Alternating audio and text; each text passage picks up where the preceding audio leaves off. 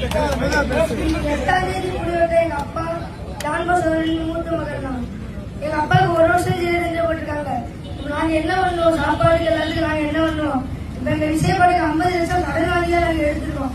கடன் இல்லாம நாங்க எதுவுமே பண்ண முடியல. எங்க வீட்டு இல்லாம அப்பா இல்லாம எதுவுமே பண்ண முடியல.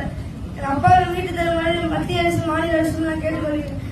அப்படி பார்த்தாலும் இங்க எத்தனை மீனவர் சங்கங்கள் மீனவர்களும் இங்க சிறைப்பிடிக்கப்பட்டிருக்காங்க. இப்ப ஒருவர் எங்க குடும்பத்துக்காக மட்டும் பேச வரல, எல்லா மீனவ குடும்பத்துக்காக தான் பேசுவாங்க.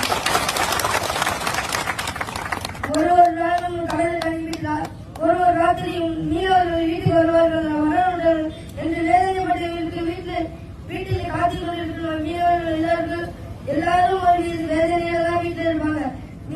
பிள்ளைகள் வருமா, போட் வருமா, எது வரும் எதுன்னு தெரியாம தான் வீட்டுல இருப்பாங்க.